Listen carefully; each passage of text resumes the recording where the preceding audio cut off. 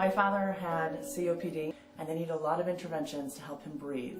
And after about 48 hours of intense pounding on his chest and intense breathing mechanisms, they brought us in on a Sunday morning.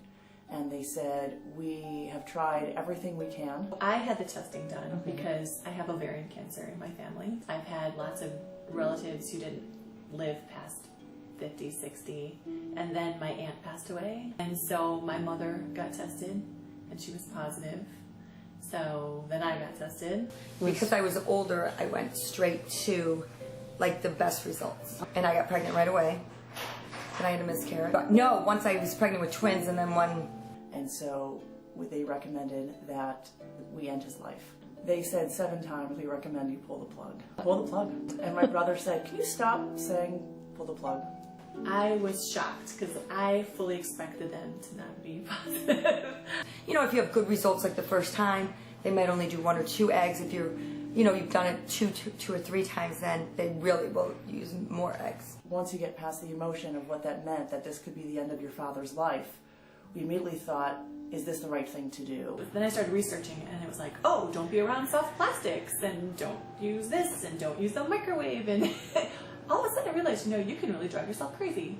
He says he does not like to put 3 in, so he's never put in that position because usually like an older woman, it's very hard for her to carry 3 kids. It's a huge health risk.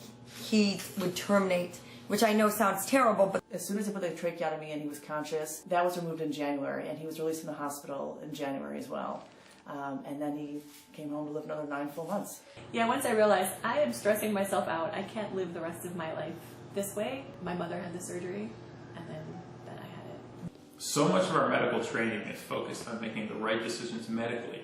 But a lot of these decisions that we make on a day-to-day basis really go beyond what we learned in medical textbooks. Again, there's a lot of gray areas. There's a lot of times where it's really difficult to make that decision, and it's very important to have a framework, and especially to have people to ask with issues like this. It's confusing because there's so many different perspectives on it. And that's why courses like this are so important, really to give us a good framework for making those decisions from the Jewish and Torah perspective. I feel so good. I feel like it's not on my mind. Like I used to think about it all the time, and now I don't. He went fishing in June. He went fishing in Wisconsin, I think, on a boat, and he's always wanted to do that. 3 babies at once does not sound fun to me. This is a tough one. This is important.